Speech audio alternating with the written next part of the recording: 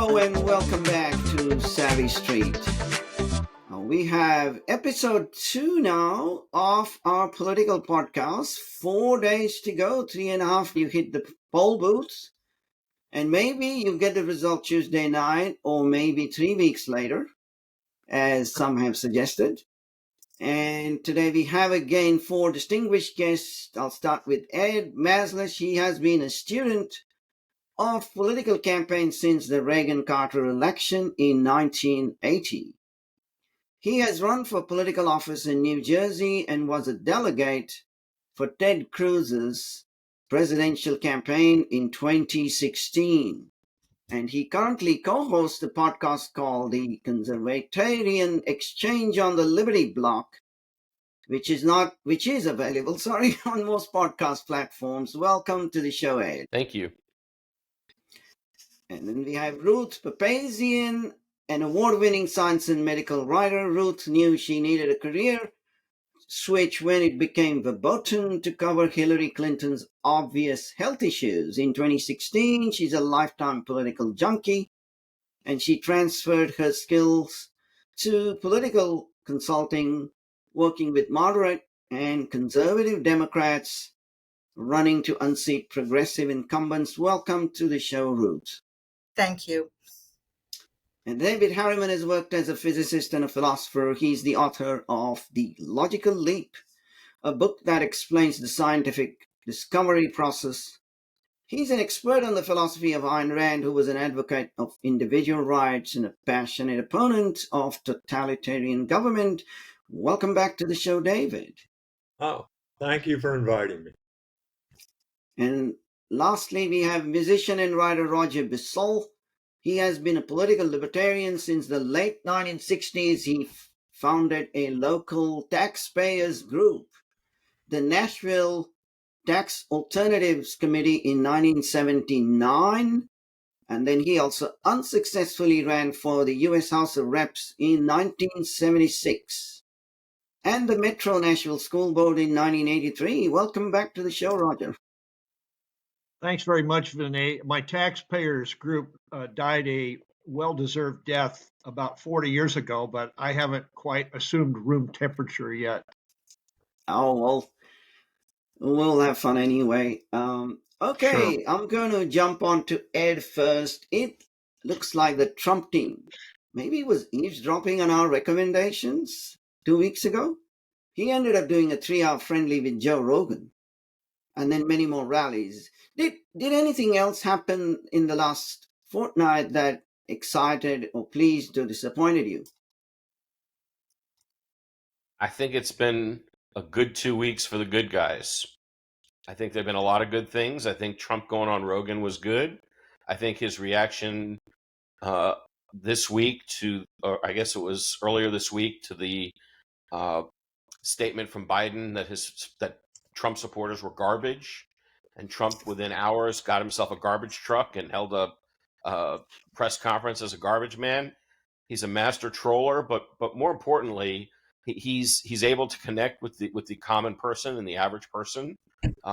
Just like the McDonald's, I want to say stunt, going to McDonald's and serving fries and sitting in the drive-thru. Once again, Kamala talks like she can connect with the common people, but she can't.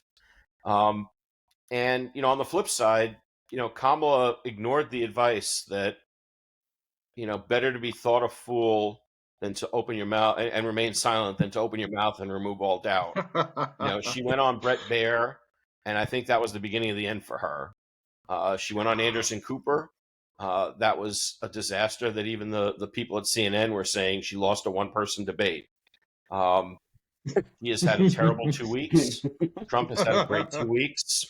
I feel pretty good for the good guys. Okay, Ruth, what about you? Well, I think Trump is firing on all jets in the home stretch of the campaign. Working the French fry station at McDonald's was one of the greatest political stunts ever. It made people smile, made Trump more likable, and it reinforced his blue-collar billionaire brand. And it also went viral and on social media platforms all over, and it spawned new memes that also went viral and got tons of earned media on broadcast and cable. Um, Then, of course, the mega MAGA rally at Madison Square Garden, which was filled to capacity. I think there were like 20,000 people inside the arena with another 75,000 outside. And like Trump's Bronx rally, which I was at, by the way, the crowd was bipartisan and racially diverse. It was made up mostly of what hoity-toity Manhattanites derisively refer to as the bridge and tunnel crowd, which would mean the outer boroughs residents of New York, Long Islanders, and people from New Jersey. Um, and having labeled the rally a gathering of Nazis, of course, Democrats pounced when a comedian made a rude joke about Puerto Rico. But Biden then stepped on the attack line by calling Trump's supporters garbage as Harris was giving her closing argument speech. So Trump made hay of the insult, and he rolled up to his next rally in a garbage truck, and he wore the sanitation workers' orange safety vest while giving a speech. And nobody remembers Harris's speech, but everybody knows about her deplorables moment. All right. David? I think it's been a great 2 weeks for Trump. I think the contrast between him and Harris became even more obvious. Trump fills up Madison Square Garden. The crowd is really enthusiastic for him. And like Ruth said, over 20,000 people. At roughly the same time, Harris has an event with Beyonce, who, headliner, right? Okay. I mean, I think Trump's event at Madison Square Garden got 20 million views on the internet. She got 500,000. Okay. So, I mean, it's a blowout. Okay. I really don't see how people can look at those kind of numbers and think that Harris is ahead in this campaign. Trump can sell out any rally he wants. And if she were in Madison Square Garden, she could fill up the first row with Hollywood celebrities. She could fill up the second row with billionaire CEOs that are on the government payroll, basically. She could fill up the third row, with people that are in favor of sex change operations or whatever, and that would be it. I mean, there wouldn't be anybody else in the crowd. So, Yeah. it's it's a blowout as far as I'm All concerned. right. Roger? Can I jump in about the Beyonce thing? Yeah.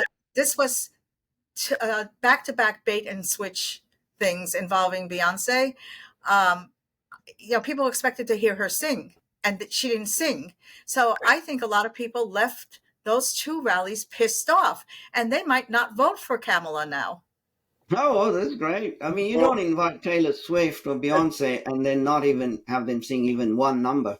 And reportedly, Beyonce was paid $10 million to appear. So for that kind of coin, I would expect her to warble a little bit, Sure. Roger, anything to add? Oh, that 10 million bucks, that's a drop in the bucket. Do you know how much money they have in their war chest? It's obscene. Trump, he's amazing in being able to dominate the news over and over. And he has this weird, amazing skill of being able to combine trolling, as Ed aptly described it, with retail politics. Let's see, disappointed or delighted? Well, I was delighted by that, obviously. I was not disappointed, but I was more like outraged by how the media and the Democrats just continually distort and take Donald Trump's comments out of context. And they paint him as some kind of deranged would-be dictator who hates women and minorities and Americans in general. And I think that people are catching on. I mean, you hear this stuff. It just sounds like a desperation ploy. It's like, where did that come from? This is supposed to be a campaign of joy, and all of a sudden, they sound like like there's a wolf who's going to eat their youngest child or something. Another thing that various Democrats are doing, and this is a good example of with friends like these, who needs enemies, right? Uh, is they are repeatedly shooting Harris in the foot. Well, like Biden called Trump supporters garbage. Mark Cuban said Trump doesn't have any strong and intelligent women around him.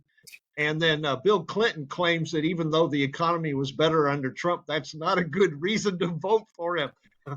Wait a minute, paging James Carville. It's the economy, stupid.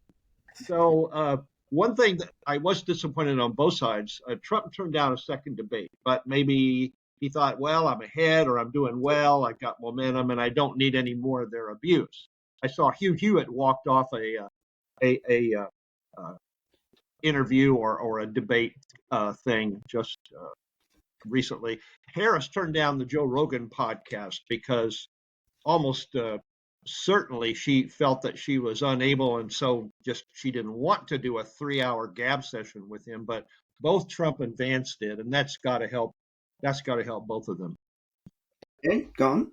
Yeah, I was just going to say, I think that the Rogan podcast in particular shows that Trump, that Trump is not the fascist that they're trying to make him out to be. You know, Right. You can disagree with him, you can think that he's wrong about things. The guy is clearly not a fascist. And I think the last I looked, there were like 35 million views of the Rogan podcast, and that was a couple days ago. I don't know how many there are today, but people are watching it, people are listening to it, and they're hearing Trump in his own voice. They're hearing him answering questions unfiltered, unrehearsed, unscripted, and he's fine. He acts like a normal person. He acts like somebody that you'd love to have lunch with and maybe debate politics with him if you wanted to, and not even just politics. I mean, the guy goes to the mixed martial arts, the MMA.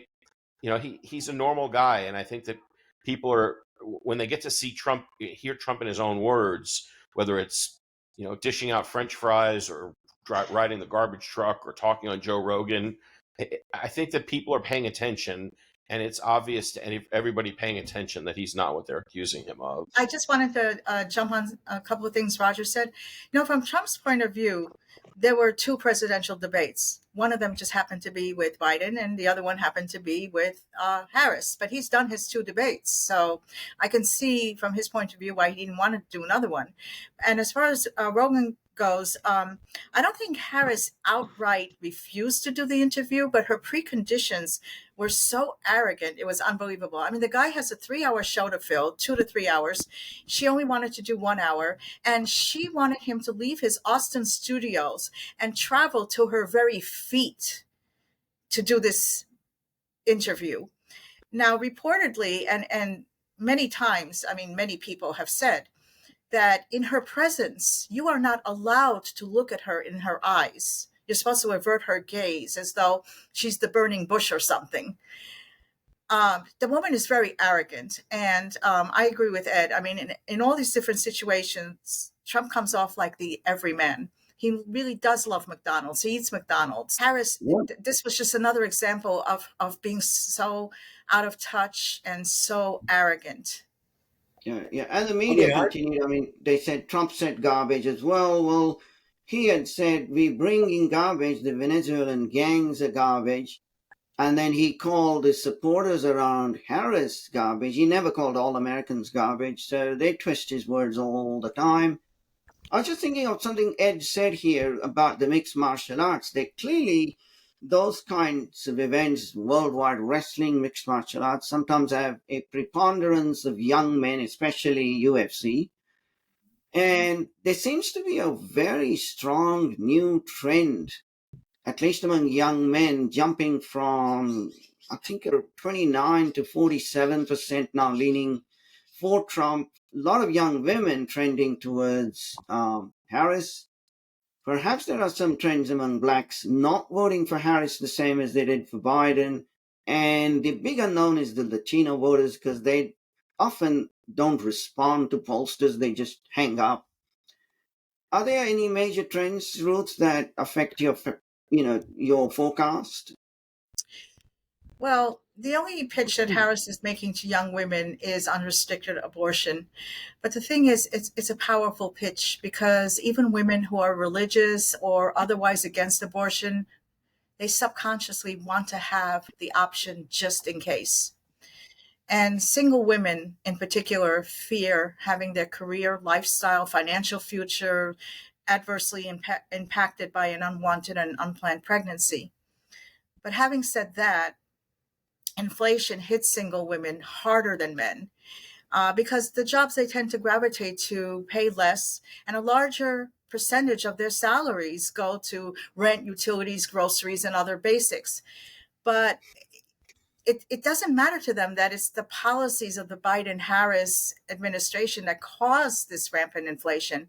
Again, in there's sort of like this fear of something happening where they lose their jobs, what will they do, etc. Remember, they're single, they don't have another income, so they will, despite the bad policies, despite the fact that Biden and Harris were responsible for the inflation that's making it hard for them to stay afloat, they will still vote Democrat because they like the big government and they like having the safety net programs.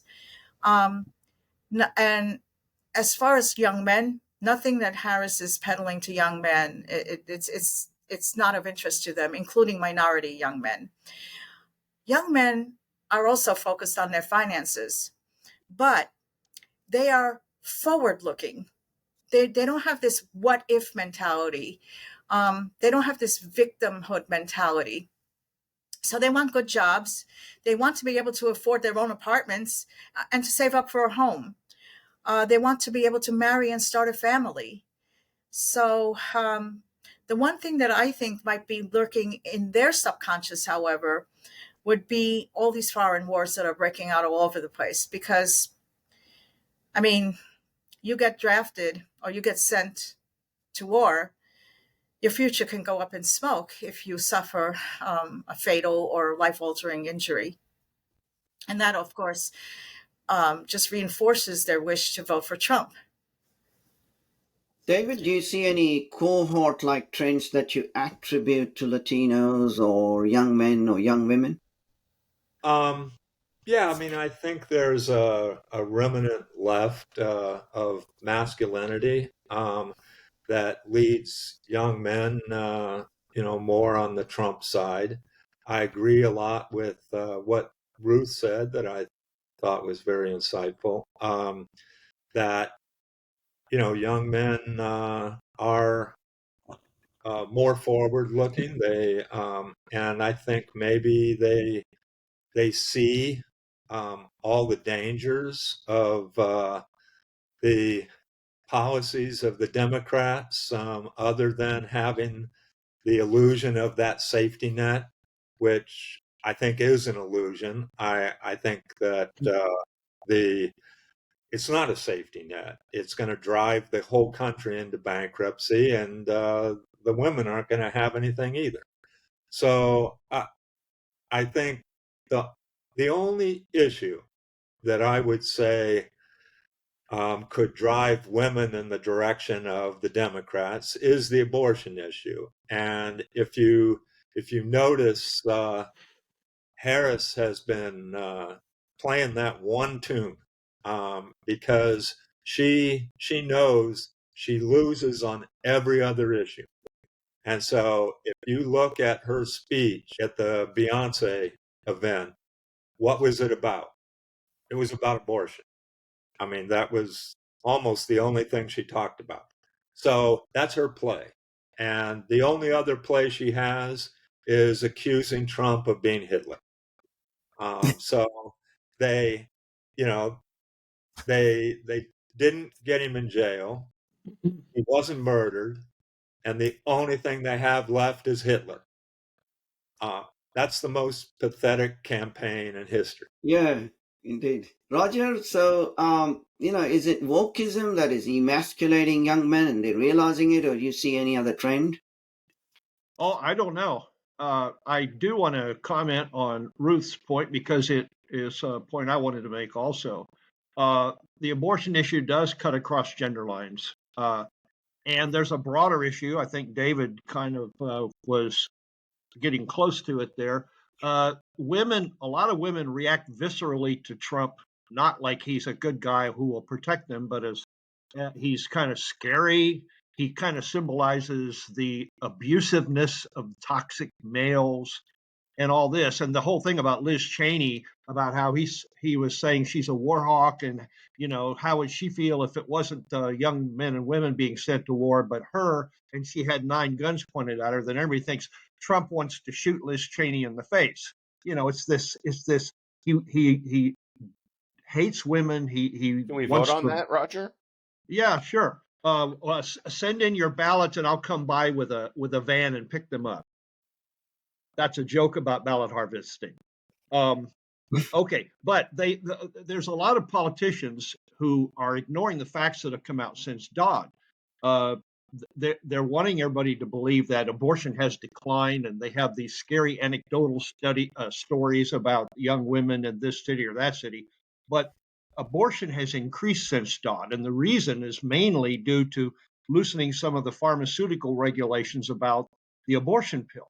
So there are more abortions, and this isn't being brought out because I guess they don't want it to, but you can check it for yourself by Googling it.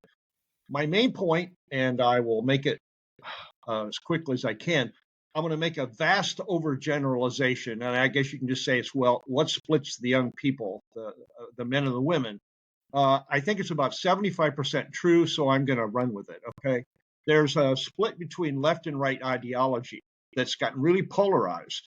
And there's not only a traditional basis, but also a biological basis. And here's the overgeneralization. Men tend to have a more protective and responsible, forward-looking role, so they're more likely to want a free market with low taxes, as well as a secure border, effective criminal justice, taking care of your financial responsibilities and being financially independent. While women tend to have a more nurturing role, they're more likely to favor a controlled market with higher taxes, to an open border, lenient criminal justice, forgiveness of indebtedness, and social welfare safety net programs. And it's really tempting to boil it down to, well, women are collectivist and status welfarist, and men are and they're woke, and men are individualist and voluntary oriented and colorblind, merit-based. Obviously, I don't think all men are that way and all women are that way, but it sort of cuts like that. And that's partly because of incentives built in because of laws that discourage men, young fathers, from staying in the household and encourage young women to have children that they really can't support because Uncle Sugar's going to give them money. So there is a gender divide here. And beyond that, I think there's a substantial silent vote. And some people say, well, maybe there's a silent Harris vote. I don't think so. I think there's still a lot of people, because of all the cancel culture that we've had in the last 10 years, that are unwilling to be public about their politics because they fear that pollsters are corrupt and they're going to turn their names over to operatives or activists who are going to target them for persecution. And Harris's campaign has tried to encourage women to lie to their husbands and men to lie to their buddies about voting for Harris. But unless you go along with this toxic male notion that right-wing men are domineering patriarchs and bullies, it just sounds like more paranoid desperation tactics. Yeah. So I think that it's really despicable when the leftists, the Democrats, are trying to drive a wedge between marital relationships and male buddy relationships. So I think that because of all of that, I think the remaining undecided voters, which is a dwindling pool, is going to break for Trump, and it's going to happen in the last 2 or 3 days. Ed, any big trends? Yeah, I'm going to say one more thing, if that's okay. Ignoring the men and women issue, let me transition to the young people issue, 18 to 29 group. I wish we could transition to youth again. I don't want to transition to female. No. I mean, in general, though, that age group, Yeah. goes to Harris. And I think one of the reasons is the brainwashing that they receive in schools. I recently saw a chart of professors, Democrats versus Republicans. About 94% of professors are Democrats, like 6% are Republicans. So it, they're getting brainwashed in the schools.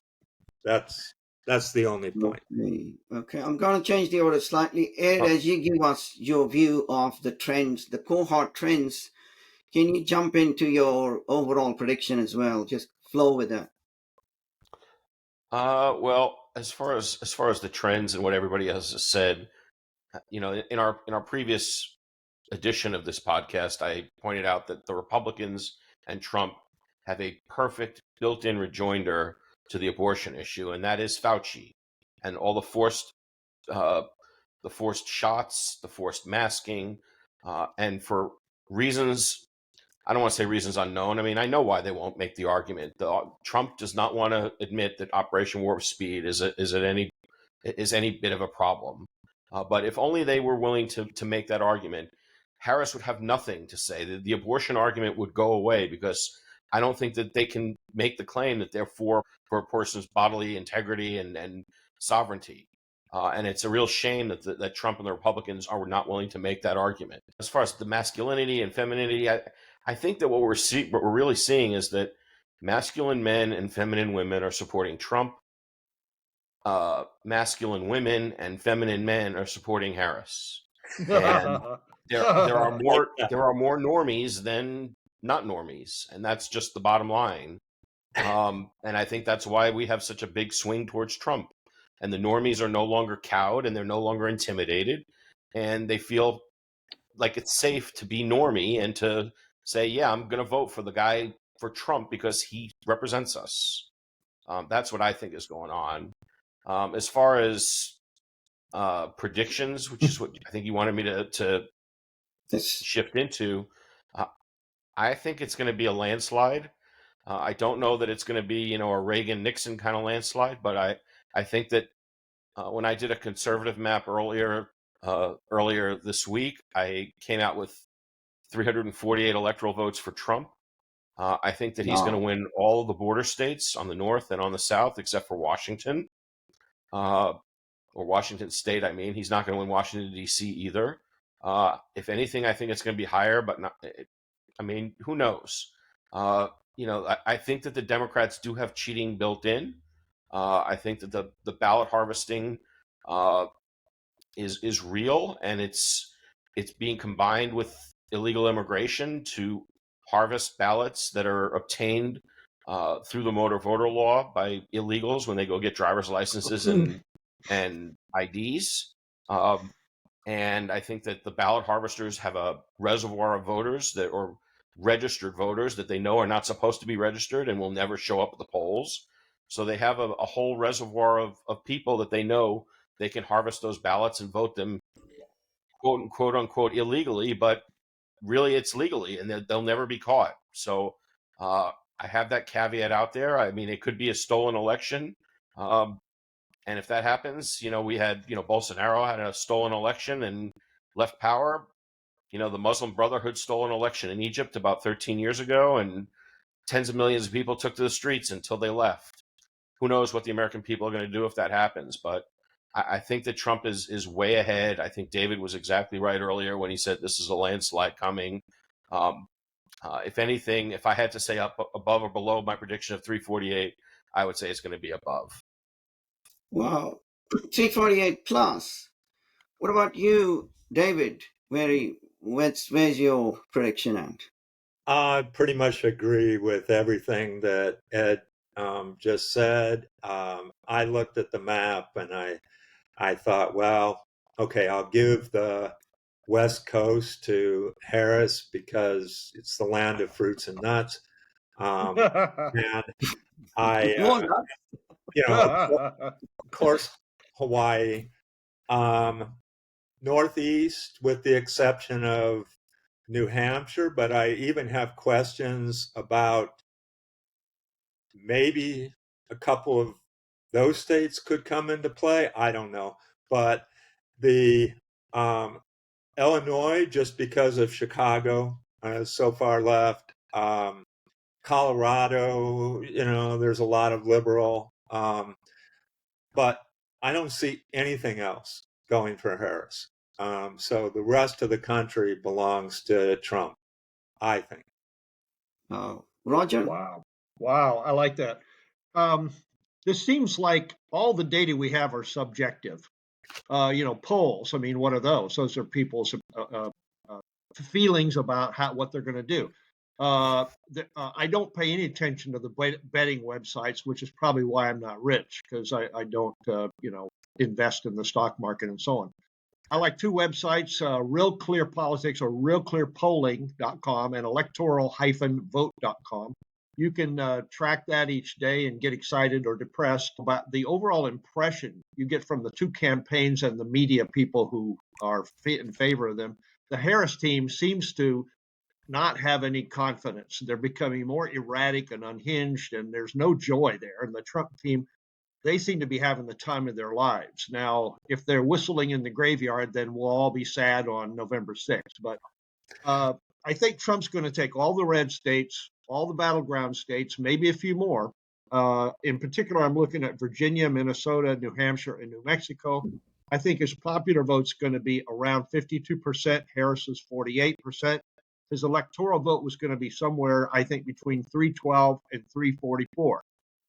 And if it shifts like I think it's going to when this undecided pool decides, I think it's going to be toward the upper end. I don't think it qualifies as a landslide, but it's going to be a big shift that people aren't seeing just yet, except for astute people here on this panel. If he does get that, it's going to be a mandate, especially if he gets the popular vote along with it. I think there's a really good chance he'll get the popular vote. And if the GOP holds on to the House and flips the Senate, I think that Trump's going to drag some Senate candidates across the line. Carrie Lake was 4 points behind just a few days ago, and now it looks like she's just pretty close. I think the GOP is going to flip the Senate and maybe hold around 52 to 55 seats. I really hope anyway. And that'll set the Dems' hair on fire. I don't know about the House. And one more prediction. I predict that if Trump wins, and I don't know if we'll know it that night or in a day or two, I do expect the left and the Democrats and their wicked stepchildren in Antifa and so on, they're going to lose what little of their minds they have left, and they're going to light up the blue cities. I'm in a red town in a red state, so I'm not quite as worried about that. But I fear for Trump and Vance and their families also. I just hope that it doesn't come to pass, but I'm really apprehensive. Okay, Ruth, the Arab Americans are not going to make Michigan flip to Harris. So what's your overall prediction? Well, first, I see no evidence supporting the Democratic talking points that disaffected base voters will come home to the party in the home stretch. If anything, Harris is deflating like a half-baked souffle. I think just yesterday, Real Clear Politics. That would be my souffle, sorry. Just yesterday, Real Clear Politics moved New Hampshire into the toss-up category. So it's just one example. Now, the momentum is on Trump's side, and his polling trend lines have been rising since August. And early voting shows that a record number of Republicans are voting early, and a significant percentage of those are infrequent voters. They're not the party faithful. So those are voters that haven't been captured before. Now, as of yesterday, the Real Clear Politics average in the battleground states has Trump with a 1 point advantage, 48.5% to 47.5% for Harris. More importantly, Trump is ahead by about 2.6 points in Arizona, 2.4 points in Georgia. Harris has a razor thin margin of 0.2% in Wisconsin and half a percentage point in Michigan. Now, all of these numbers are within margin of error, but Trump seems less likely to lose Arizona and Georgia than Harris is to lose Wisconsin. So Harris's most likely path to 270 electoral college votes would be to carry Michigan, Pennsylvania, and Wisconsin. In Michigan, though, she doesn't have a strong support among rank and file union members and the Muslim community. A lot of imams are starting to break with this pro-Hamas idea that Israel must be defeated, etc. They want peace. I think they are recognizing that Israel can utterly defeat the Gazans and the Palestinians, and peace is the only way to salvage anything. So, and the Muslim community is such that they do listen to their imams as to how to vote. So lately, especially, in Michigan, Trump has been getting the support of imams who want peace. And they've said, Trump will bring us peace. With the Democrats, it's nothing but endless war. Trump has more paths than Harris does. So I think he has a good chance to win Arizona, Georgia, Michigan, North Carolina, and Wisconsin. Nevada and Pennsylvania could go either way, but I think Trump has a slight edge in Pennsylvania because of fracking.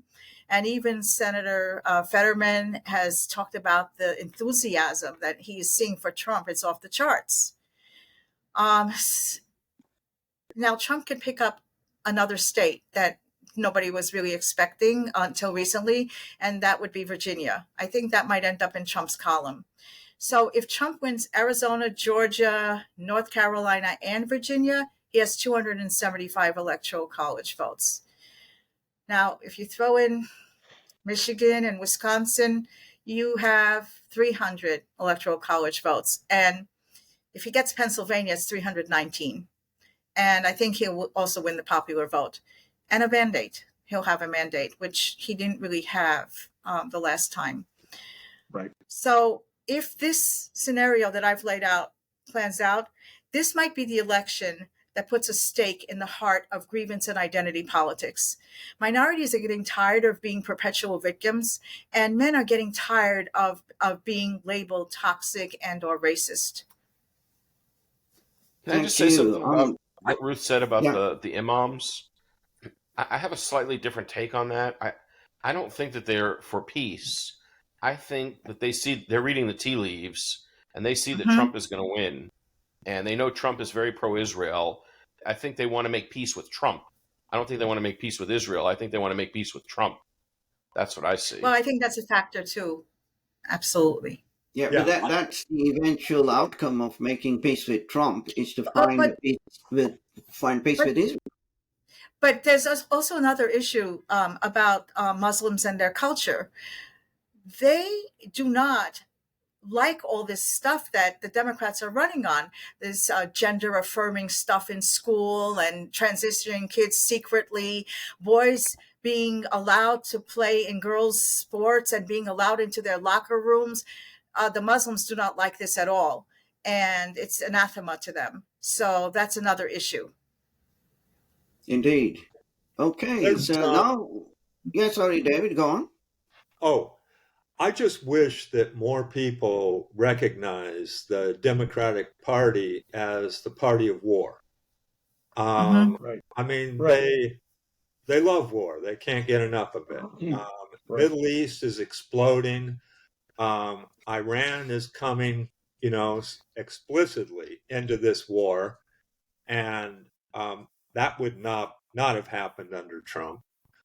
The Ukraine Russia war, I believe, was basically started by the Democratic Party. They have been arming and prodding the Ukraine to bait Russia for the last decade. And so they finally got what they wanted. Recently, they had a huge multi-billion-dollar arms shipment to Taiwan. So that makes me wonder whether they're doing the same kind of thing there between Taiwan and China. I think they would like to see a war break out there. I mean, Trump is the opposite. He's going to be the guy that negotiates peace, and the Democrats are not going to do that. Okay, on that war issue, I'm going to combine some questions here. Suppose, David, you were the advisor to Trump in his first 100 days. And I know what I would do. I would have definitely him stop the Ukraine war, which he claims he can stop while he's still president elect, and get a peace plan for the Middle East. But internally, I would get a serious plan for handling the 34 trillion US debt, including defaulting on it. At least announcing that. What would you do if you were advising Trump of what are the key things he should do in the first 100 days? Well, I do believe that he can stop those wars. I think the Russian-Ukraine war didn't have to happen. At the very beginning of that war, I think Russia's demands were pretty simple and pretty reasonable. Trump could have negotiated a peace there. The Democrats didn't want to. Something similar could have happened in the Middle East. Basically, the Democrats supported Iran. Iran funded Hamas and Hezbollah, and that caused this.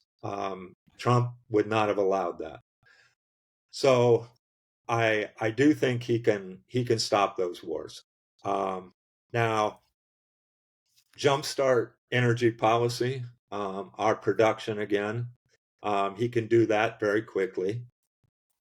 I would say he can try to clean up these agencies.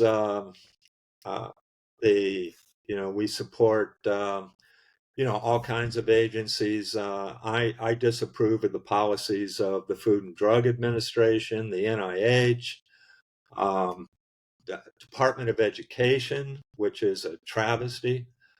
So he can go after those agencies. Now, he probably can't eliminate them all immediately, but he can put his people in charge and then start to change those policies and maybe slowly eliminate them.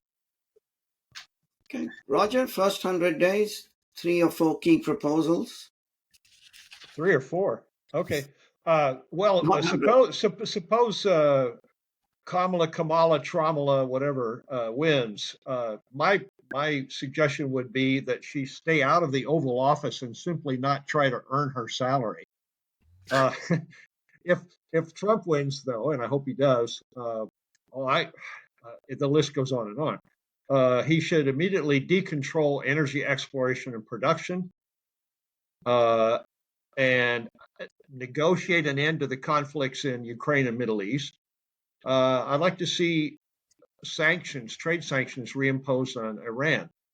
They were on their knees and broke until Biden and the powers behind him did their dirty work in the last several years. He should propose legislation to secure the border and deport all illegal aliens that wouldn't normally qualify for admission, and then double the quota and use the increased number to give citizenship to those who've been here long enough to qualify, and then just let it go like that. But don't deport everybody. Get rid of the criminals, get rid of the terrorists, hunt them down, airdrop them over Venezuela or wherever they came from. I'd like to see him build an Iron Dome for the U.S., legislation for an Iron Dome that would work against hypersonic missiles and EMP attacks.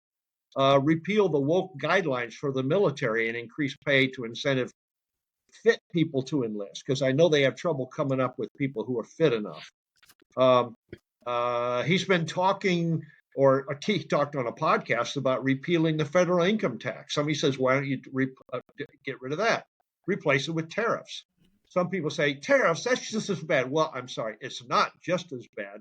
And if we added it on top of the federal income tax, I'd be just as much opposed to it as I would a federal sales tax or whatever you want to call it. Get rid of several departments. Weren't there promises a few decades ago about getting rid of the Department of Energy or the Department of Education? Well, let's do it. Get rid of all foreign aid. Get out of the United Nations. Get rid of all those treaties that give over American sovereignty to bodies like the WHO or the environmental scams, basically.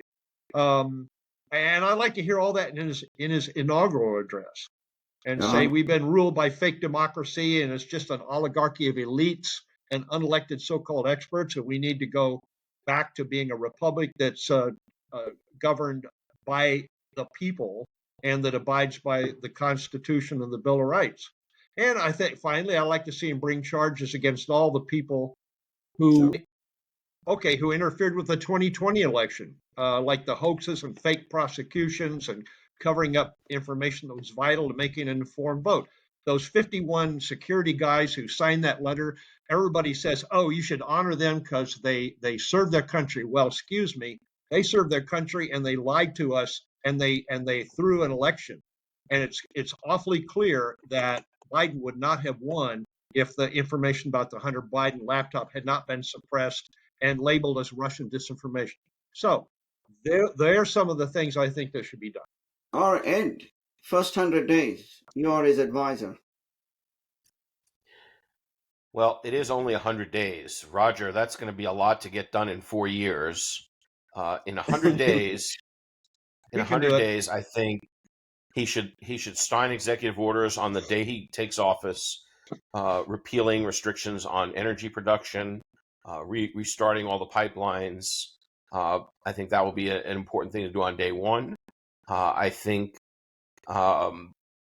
he needs to start reforming the bureaucracy and the federal employees and make it easier to fire personnel that are carrying out important policy for the president. I think that he needs to purge the military, the generals, the military leadership. He needs to de-wokify the military. And although I haven't heard anybody suggest this, my suggestion to him would be to offer to allow anybody who quit the military over the vaccines to come back in at full pay and with reinstatement of full service time for the time that they were out, because it was unfair that they were put out. And I think he should pardon every January 6th defendant. That would be what I would tell him to do in the first 100 days. Yeah. Great. Ruth, if you're in the Oval Office, the chief advisor, first 100 days. Well, I guess it goes without saying that Harris's first 100 days would be just like Biden's, and she would double down on all their bad policies. So let's move on from that. On day one, Trump should void all of Biden's executive orders. So that would mean withdrawing from the World Health Organization and the Paris Accords a second time, and restarting student loan payments, and restarting permits for the Keystone Pipeline and other pipelines. He's going to have a very busy 100 days, because I agree with a lot of what everybody else said. I agree. Yes, I agree with Ed. He should pardon the J6 political prisoners. He should stop the invasion of the illegal border crossers by reinstating stay in Mexico, resuming construction of the wall, deporting criminal aliens and those with fraudulent asylum claims. He should stop the Ukraine war, and he should reimpose trade sanctions on Iran. That's a lot for the first 100 days. Indeed. Okay, we'll move on to one of the last questions of the day, which is, I'll go with David first. If you could pick 3 cabinet picks for Trump, who would they be and what position would they have? Okay, I'm not an expert on this. I'm more of a political philosopher than I am educated in the details. But I will say that Kennedy deserves a position. Health and human services, maybe. He has brought up such an important point that America spends more money on health care than any other country. and we are one of the least healthy countries on earth. And I think that people need to recognize that what government has done in regard to supposedly, preserving our health, it is not working at all.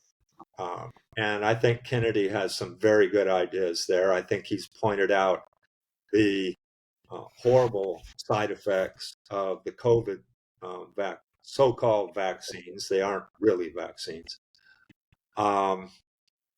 And so, the government has been at this a long time. I mean, they told people, oh, don't eat eggs. It causes high cholesterol. Eat donuts instead. And the Kennedy is on top of this issue. He deserves that position. Now, in regard to others, Secretary of State, I've heard Rubio's name floated. I think he would be okay. There's another guy that I don't know very well. Grinnell, is anybody okay? But Yeah, he was in the first cabinet. yeah, I forget what his position was in the first administration, but right. he was in Trump's. He was on Trump's then, team first time. Attorney General Kash Patel. He's a guy who isn't afraid to say that he would go after some of these people who have committed crimes, and I'm not sure why they haven't been prosecuted. I mean, there's a whole bunch of Democrats that lied under oath.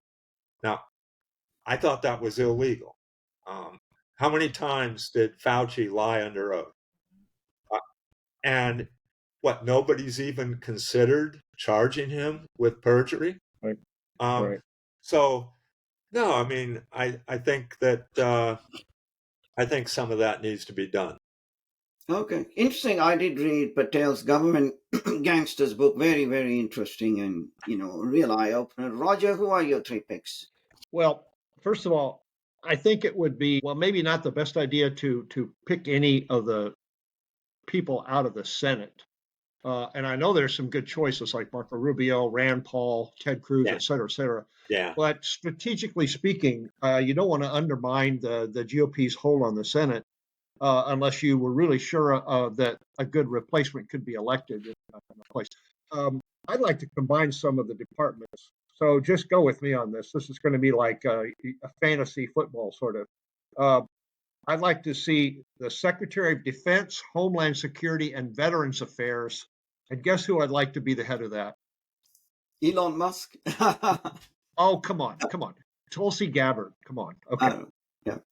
Secretary of Health and Human Services, I'm all on board with RFK Jr. Secretary of Agriculture and the Interior, Kristi Noem. Secretary of Transportation and Energy, now, Elon Musk. Okay. Attorney General, I like Jonathan Turley. I don't know a whole lot about him, but every time he's on the tube, he sounds really smart and reasonable. And Secretary of Education, how about Dennis Prager? Okay, Ed, who would be your picks? Well, I think RFK Jr. is almost a gimme. It's almost not even fair to suggest him for HHS. He's practically been promised the position already, from what I hear. Let's see. I think Kash Patel was a good suggestion, David, for Attorney General. I was thinking Paxton from Texas, the Texas Attorney General, or possibly Ron DeSantis could be a good Attorney General, possibly. I think I'd love to see Ron Paul at Secretary of Treasury. I think that would be a fantastic pick if he were willing to be daring. I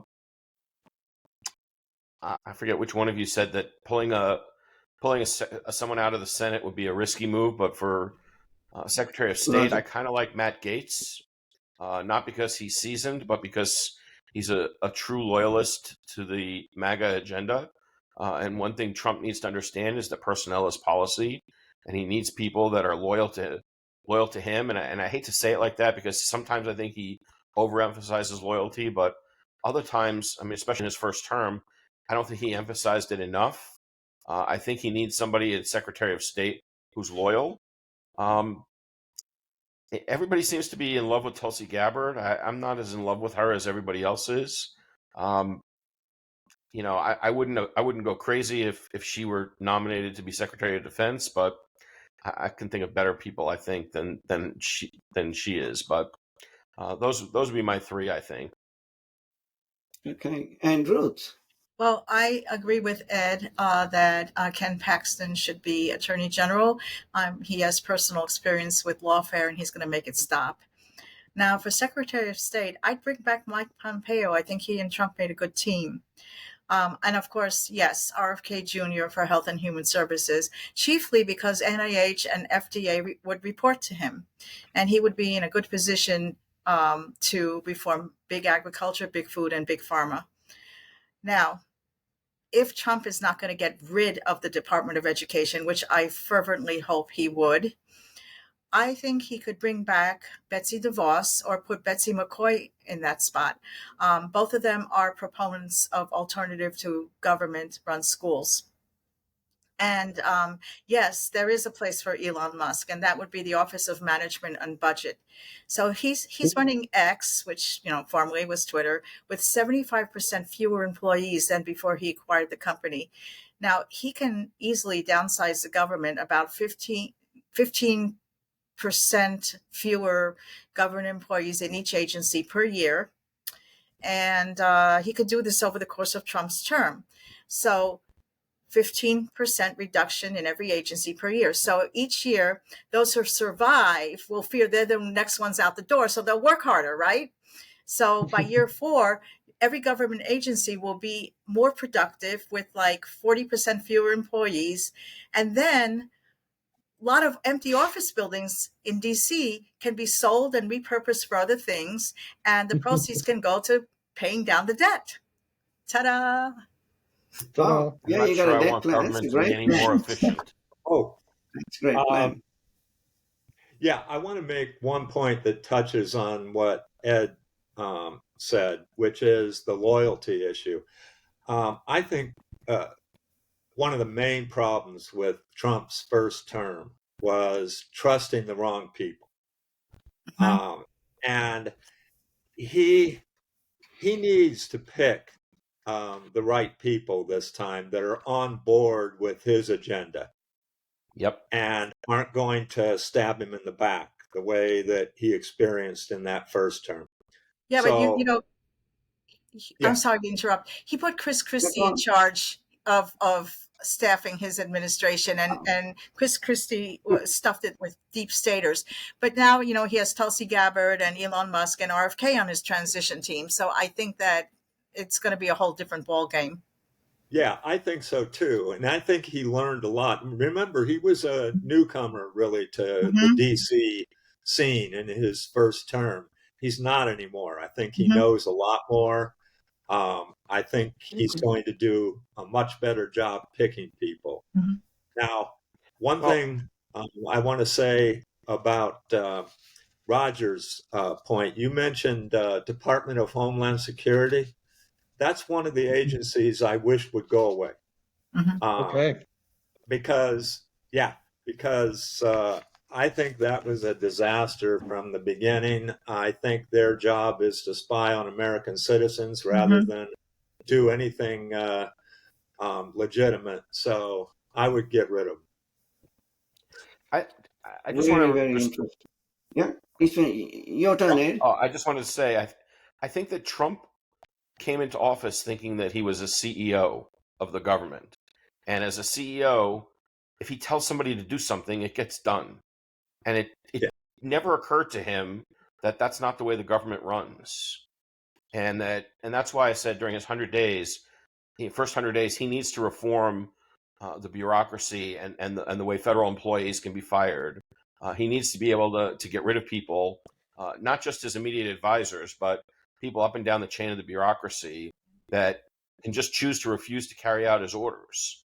I think that Trump came into office thinking that running the government was going to be like running the Trump organization, but it just isn't. That's not the way the government works. There is a swamp, and it's a global deep state, that has to be cut down to size. And well, we're just about on time, and I want to thank all of you, Ed, Roger, David, and Ruth, for coming here and sharing your insights. I kind of remember the prediction slightly, 348 plus on Ed's side. Roger was somewhere around there as well. David said landslide, and Ruth was the only one kind of median forecast south of 300, but still a victory for Trump. So hopefully, if we do meet again on November the 11th, we know the result rather than, if we have to wait 5-6 weeks for it. But thank you all for being here. And to the viewers, thank you for listening. Thank you. Listening and tuning in. That's how you become savvy. And good night and good luck.